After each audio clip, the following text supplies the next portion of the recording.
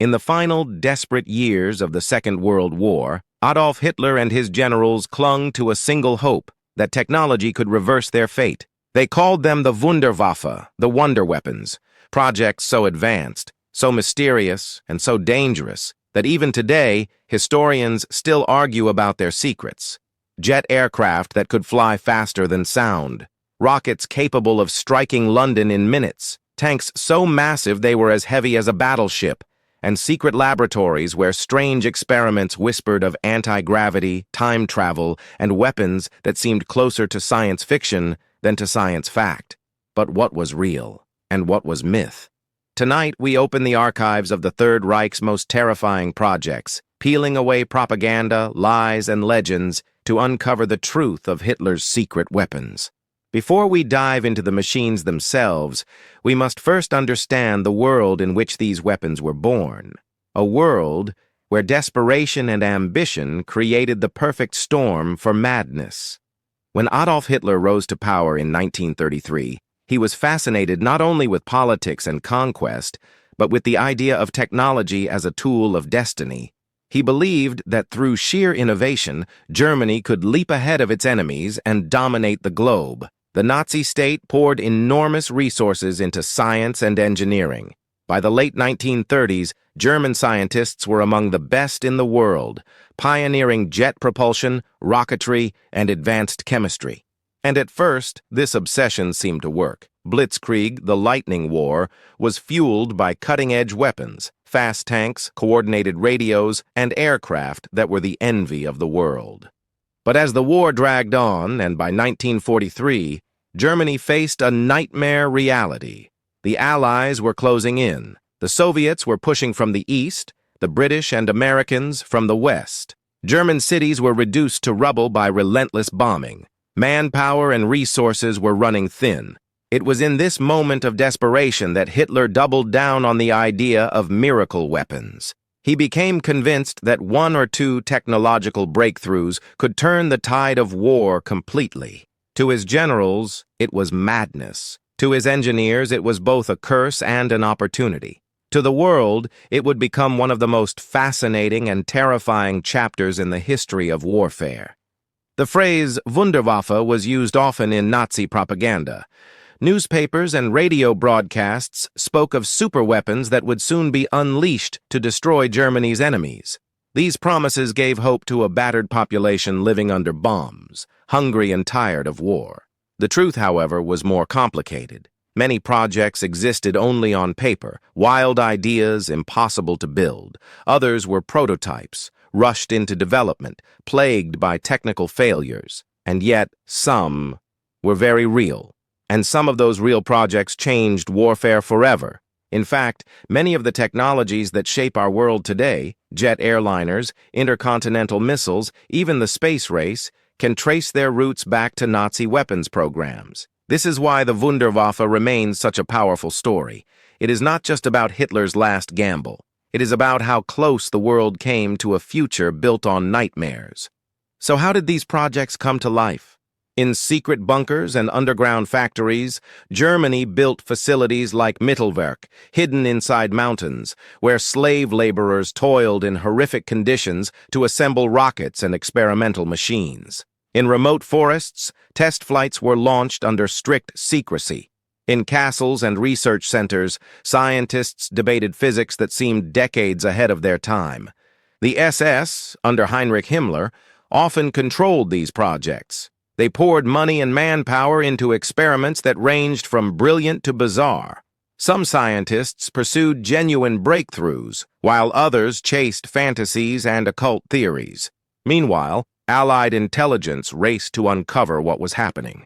Spies reported rumors of flying discs in the skies, of gigantic tanks rolling off assembly lines, of secret weapons that could burn entire cities.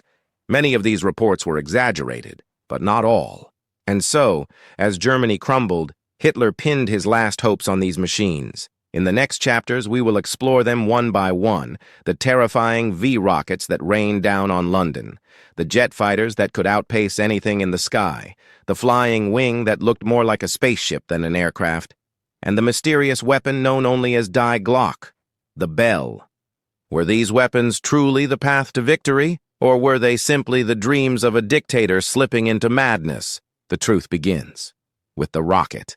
Our journey into Hitler's secret arsenal begins with perhaps the most infamous of all his wonder weapons, the V weapons, V1, V2, two short names that struck terror into millions. These were not just bombs. They were the world's first cruise missile and ballistic missile, weapons designed not to win battles on the front lines, but to break the will of entire nations. In 1944, a strange new sound began to echo across the skies of London. A buzzing, like a motorcycle engine in the air. Civilians looked up in terror, for they knew what it meant. It was the V1 flying bomb, a small pilotless aircraft packed with explosives, powered by a pulse jet engine. The Allies nicknamed it the buzz bomb, or the doodlebug. The V1 was crude by today's standards, but at the time it was revolutionary. It was essentially the world's first cruise missile. Launched from ramps in occupied France, it flew at about 400 miles per hour, guided simply by a gyroscope. When its engine cut off, silence filled the air. And then came the explosion. From June 1944 to March 1945, over 9,500 V1s were launched at London and other cities. Thousands were shot down by anti-aircraft guns and fighter planes. But enough got through to kill more than 6,000 people in Britain and injure many more. The terror of the V1 was not just in its destruction, but in its psychology. Londoners would hear the buzz, then silence, then impact. It was fear weaponized. But the V1 was only the beginning. The true leap in technology came with the V2 rocket. Developed under the brilliant but controversial scientist Wernher von Braun, the V2 was unlike anything the world had ever seen. It was the first long-range ballistic missile in history. Standing 14 meters tall, weighing over 12 tons, it could carry a 1-ton warhead at supersonic speeds. Launched from mobile platforms, the V2 soared into the edge of space, over 80 kilometers high, before crashing down at over 3,500 miles per hour. Unlike the V1, there was no defense against it. By the time you heard it, you were already dead. The rocket broke the sound barrier as it descended, striking with devastating force. Between 1944 and 1945, over 3,000 V2 rockets were launched against Allied cities, including London and Antwerp. They killed thousands of civilians and soldiers, but strategically they came too late to change the course of the war. Still, the V2 was a glimpse of the future: spaceflight, intercontinental missiles, and the dawn of the nuclear age. Behind the terrifying power of these weapons was a darker truth.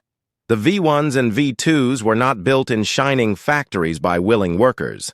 They were assembled in underground tunnels, most famously at Mittelwerk, using slave labor from concentration camps. Tens of thousands of prisoners from Dora Mittelbau camp were forced to work in horrific conditions. Starvation, beatings, and disease were common.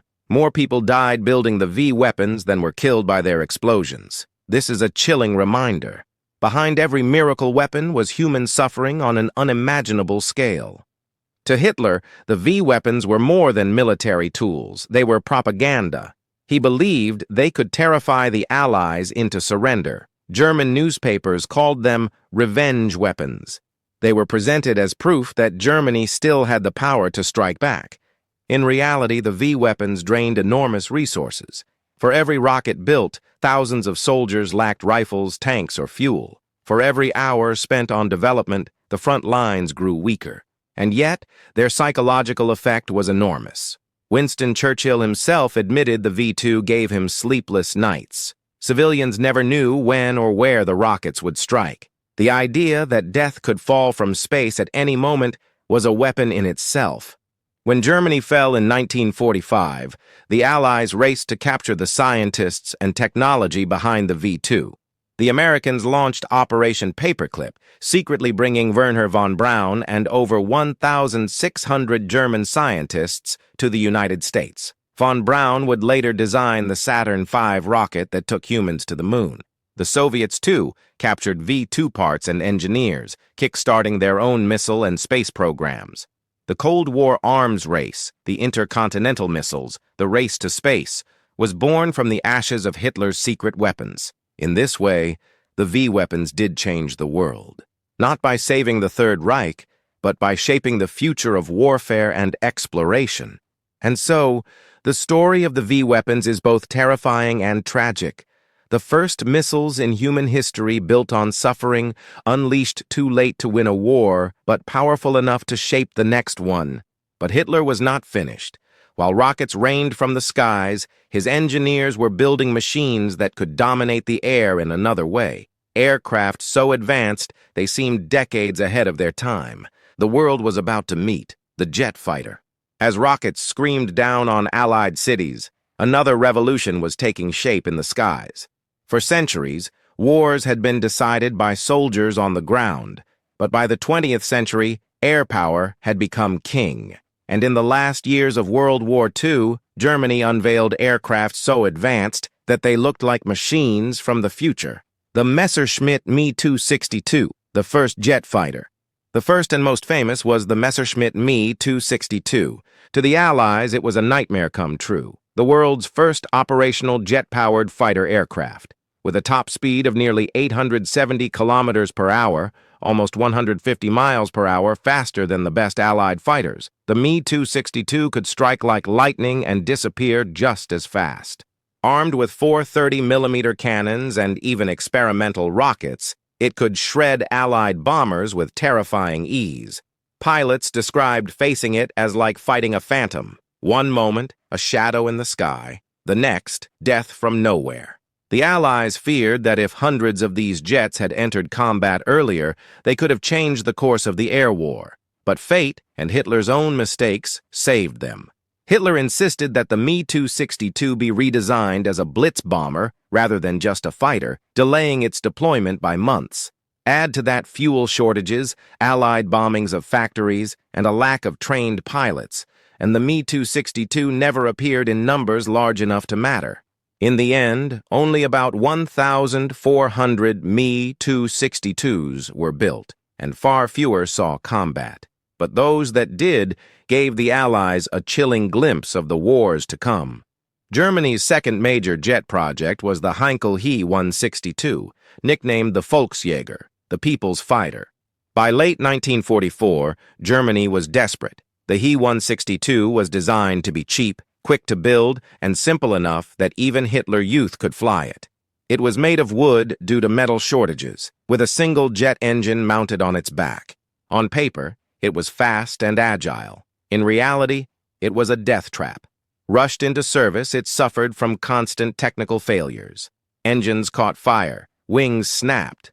Many young, inexperienced pilots died not in combat, but in training accidents. The He 162 was less a wonder weapon and more a symbol of the Reich's desperation. It proved that advanced technology meant nothing without time, resources, and skilled pilots. But perhaps the most mysterious of Germany's late-war aircraft was the Horten Ho 229. Imagine a plane with no tail, no fuselage, just a sleek bat-like wing. The Ho 229 was a flying wing jet bomber, decades ahead of its time. Its futuristic shape and jet engines gave it both speed and stealth-like qualities. In fact, modern tests have shown that its design could have reduced detection by Allied radar. Some have even called it the world's first stealth aircraft. Only a few prototypes were built. One was captured by the Americans and is preserved today in the Smithsonian. When engineers studied it years later, they were astonished at how advanced its design truly was. Had the Ho 229 entered mass production, it might have challenged Allied air supremacy. But like many of Hitler's wonder weapons, it came too late. Beyond these main aircraft, German engineers experimented with numerous exotic designs.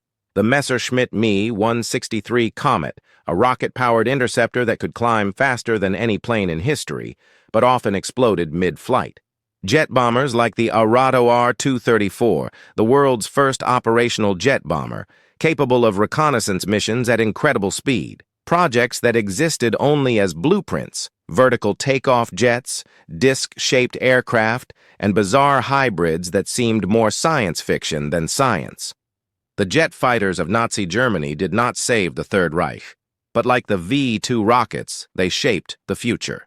After the war, Allied engineers eagerly studied captured German jets. The British, Americans, and Soviets all adapted their designs, leading to the first generation of Cold War jet fighters.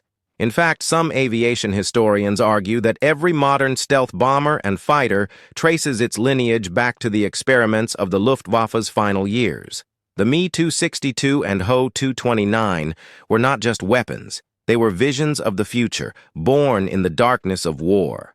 And so, the skies burned with rockets and jets that were decades ahead of their time. But Hitler wanted more than air supremacy. He dreamed of machines that could crush armies with sheer size and power. In forests and factories, German engineers drew up plans for tanks the size of fortresses, and guns so large they could fire shells across entire countries.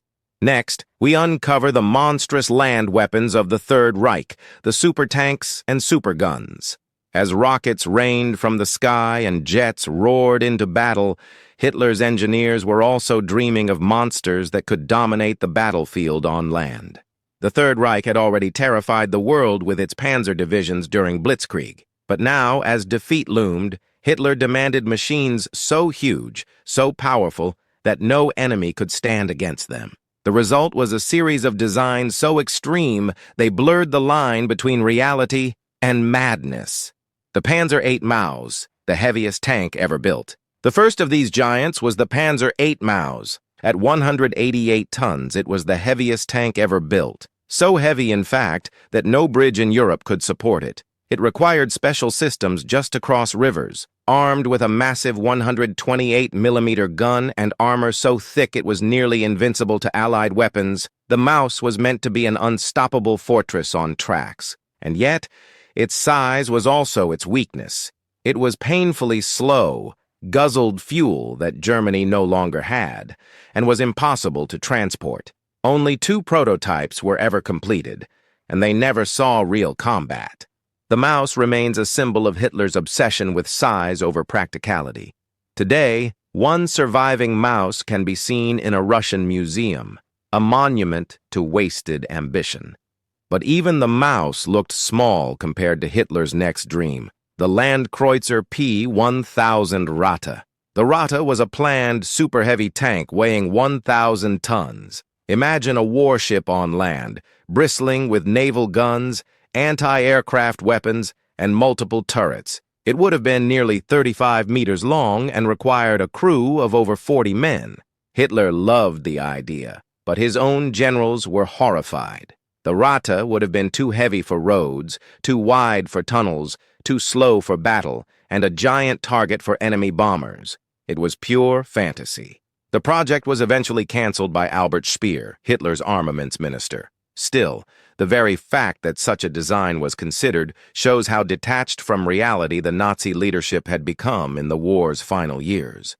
If giant tanks weren't enough, Germany also built some of the largest guns in history. The Schwerer Gustav and its twin, the Dora gun, were massive railway cannons designed to smash fortresses. Each was 47 meters long, weighed nearly 1,350 tons, and fired shells the size of small cars, over 7 tons each, to ranges of nearly 40 kilometers. The Gustav was used during the siege of Sevastopol in 1942, firing shells that could penetrate deep into concrete bunkers. It destroyed entire fortifications in a single blast. But the gun was slow to set up, required thousands of men to operate, and was vulnerable to air attack. Like the Maus and the Ratte, it was impressive, but impractical. Even stranger was the V3 cannon, a so-called supergun designed to bombard London from underground tunnels in France. Instead of explosives, the V3 used a system of secondary charges along its barrel to accelerate shells to incredible speeds. The idea was to create a giant fixed cannon that could fire up to 600 rounds per hour into London. The Allies discovered the project in 1944 and destroyed the site with bombing raids, including the famous Tall Boy earthquake bombs. The V3 was never completed. Had it worked, it could have caused mass terror in London. But like many of Hitler's wonder weapons, it remained more fantasy than reality. The problem with gigantic weapons. These supertanks and superguns reveal a truth about Hitler's thinking. Instead of focusing on practical, efficient designs, he demanded larger, heavier, more terrifying machines, weapons that looked impressive on paper but drained precious resources. Each Maus tank required the steel for dozens of regular tanks. Each Gustav shell required enormous effort to transport and fire. In chasing dreams of giants, Germany weakened its army on the battlefield. It was technology as spectacle, not strategy. After the war, these monstrous designs fascinated historians and engineers alike. The Maus remains the heaviest tank ever built. The Gustav guns remain the largest artillery pieces ever constructed. But no nation since has repeated such extremes. Modern warfare values speed, mobility, and precision, not size for its own sake. In this sense, Hitler's obsession with giants was not a vision of the future, but a dead end.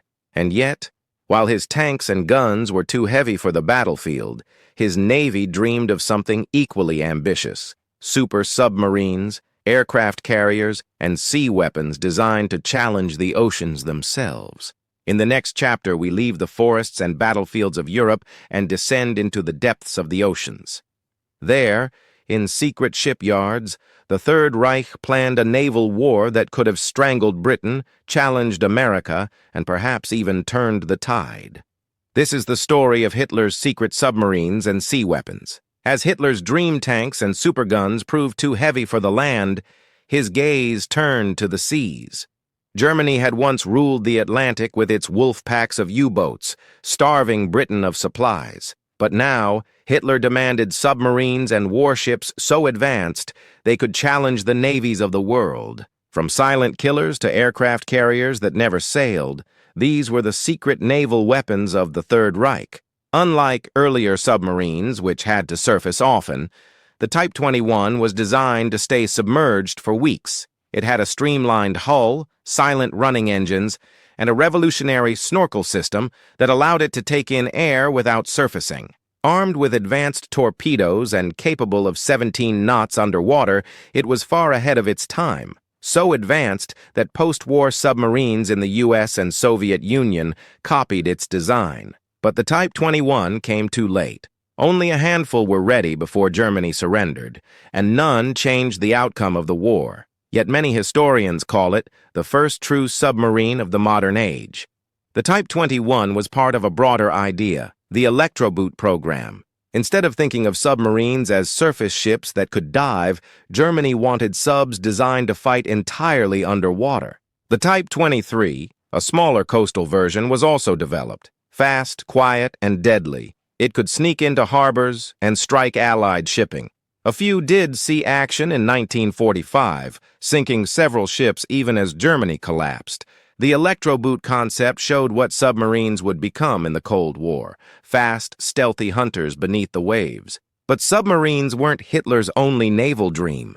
Germany also planned to build an aircraft carrier, the Graf Zeppelin.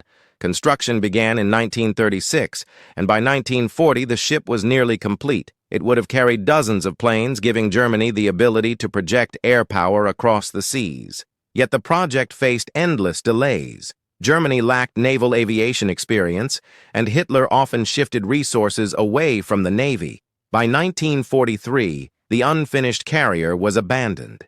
After the war, the Soviets captured it, but it was never used in combat. The Graf Zeppelin remains a symbol of Germany's failed attempt to rival the great sea powers. Even stranger were Hitler's plans for U-cruisers, giant submarines the size of battleships. These were not just for torpedoes, but for carrying entire aircraft, heavy guns, or long-range missiles. Designs included submarines that could launch V-1 flying bombs or even transport tanks across the ocean. One such design, the Type 11 U-cruiser, would have mounted heavy artillery turrets, essentially a battleship that could dive. But like the Rata tank on land, it was fantasy more than reality. None were ever completed. As the war turned desperate, Germany also built smaller, more experimental sea weapons. These included midget submarines like the Biber and Seehund, one-man or two-man craft that sneaked into Allied harbors with explosives. They were brave but often suicidal missions. Many crews never returned. There were also plans for torpedo-riding divers, men clinging to miniature torpedoes to attack Allied ships. While some operations succeeded, they were too few and too late to change the war. Perhaps the most dangerous idea was to arm submarines with missiles. Hitler's engineers worked on ways to launch the V-1 flying bomb or even the V-2 rocket from beneath the sea. If successful, German U-boats could have attacked New York, Washington, or other American cities directly. Fortunately for the Allies, these plans never left the drawing board. But after the war, both the U.S. and Soviet navies took the concept seriously, eventually developing submarine-launched ballistic missiles that defined the nuclear age. These secret sea weapons reveal the same pattern as Hitler's land projects: brilliant technology, but too late, too few, and too impractical. The Type 21 U-boats showed what was possible, but by 1945, Allied air power and sonar had turned the Atlantic into a death trap for submarines. The Graf Zeppelin carrier could have changed naval balance, but without trained pilots and escort ships, it was a paper tiger. And the giant U-cruisers, midget subs, and missile-firing dreams consumed resources without real results. In the end, Germany's naval wonder weapons were more feared in theory than in practice. Yet the influence of these projects lived on. The Type 21 shaped every submarine that came after it. The dream of missile-firing subs became reality in the Cold War. Even the Graf Zeppelin inspired speculation. What if Germany had completed a carrier fleet before the war? Would the Battle of Britain or the Battle of the Atlantic have played out differently? These are the what-ifs of history. But while the seas echoed with the hum of submarines, another battlefield awaited, one far from Europe, one that reached for the stars. In our next chapter, we look at Hitler's most ambitious and bizarre projects of all, weapons not of land or sea, but of the imagination. From death rays and atomic bombs to plans for space stations and intercontinental rockets, these were the superweapons of science fiction, the final chapter of Hitler's secret weapons. Land, air, and sea. Hitler's engineers pushed technology to its limits. But some of the Nazi projects went far beyond reality, into the realm of science fiction, from atomic bombs to death rays, from flying saucers to space stations. These were the superweapons of imagination, ideas that could have changed the world had they ever been built. One of the most haunting what-ifs of history is the question: could Germany have built the atomic bomb? Hitler had access to some of the greatest physicists in the world, including Werner Heisenberg. In the 1930s, Germany even discovered nuclear fission before most other nations. But Nazi ideology and mismanagement crippled the program. Many brilliant Jewish scientists fled Germany, including Albert Einstein, who later helped the Allies. Funding was split between rival projects, and Hitler never fully believed in atomic energy. By 1945, Germany had only primitive experiments, nowhere near a working bomb. Meanwhile, the United States had the Manhattan Project, which successfully built the weapons dropped on Hiroshima and Nagasaki. Still, the possibility of a Nazi nuclear bomb terrified the Allies. If Hitler had succeeded, the war and the world might have ended very differently.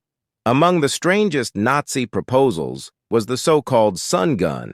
German scientists imagined building a gigantic mirror placed in Earth's orbit that could reflect concentrated sunlight onto enemy cities, burning them to ashes. It sounds absurd, and in truth, it was impossible with 1940s technology. But documents show that the idea was seriously discussed. The sun gun became part of the mythology of Nazi space weapons, a vision of war waged from beyond the Earth itself. Hitler's ambition was not limited to Europe. He wanted weapons that could strike across the Atlantic, hitting New York and Washington. This led to the America Bomber Project, long-range aircraft capable of crossing the ocean. Designs included giant six-engine planes and even early concepts for spaceplanes, rockets that could fly into the edge of space, then glide back to Earth.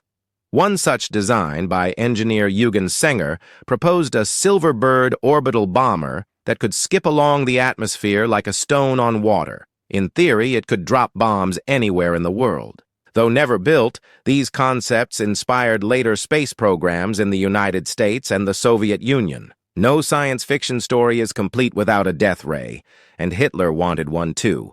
German scientists experimented with powerful particle accelerators and energy weapons, hoping to build a beam that could destroy aircraft from miles away. Most of these were fantasy. The physics simply didn't exist yet. But the dream of energy weapons lived on. Today, militaries around the world test lasers and directed energy systems, the descendants of Hitler's impossible dream. And then, there is perhaps the most mysterious Nazi weapon of all, Die Glocke, the bell. According to rumors and post-war accounts, this was a top-secret SS project hidden in the mountains of Poland. The bell was said to be a massive bell-shaped machine, filled with exotic metals and spinning plasma. What was its purpose? Some say it was a superweapon. Others claim it was an experiment in anti-gravity, time travel, or even contact with other dimensions. The truth remains uncertain. Many historians believe it was myth, created from fragments of real projects. Yet the legend of the bell continues to fascinate, a ghostly echo of Nazi ambition mixed with occult mystery. These science fiction projects shared the same fate as many of Hitler's real weapons. Too ambitious, too late, and too far ahead of their time. Germany lacked the resources, the stability, and often the scientific understanding to make them real. And while the Allies focused on practical weapons, tanks, planes, carriers, the Nazis chased dreams that drained resources. In the end, the Wunderwaffe became symbols not of victory, but of desperation, legacy of the Wunderwaffe. Yet the story does not end there. The Nazi wonder weapons, real and imagined, shaped the world that followed. The V-2 rocket became the ancestor of modern missiles and the foundation of the space race. The Type 21 U-boat inspired Cold War submarines. Even the wild ideas, space planes, orbital weapons, energy beams, planted seeds that future generations explored. What began as Hitler's last hope for conquest instead fueled the technologies of the modern age. So what can we learn from the tale of Hitler's secret weapons? That technology, no matter how advanced, cannot save a corrupt and collapsing regime. That chasing fantasies while ignoring reality is a recipe for defeat. And that sometimes, the most dangerous weapons are not the ones built, but the ones imagined. The legacy of the Wunderwaffe is a warning from history. Ambition without wisdom leads only to ruin. This has been the story of Hitler's secret weapons, the dreams, the nightmares, and the myths that still echo today.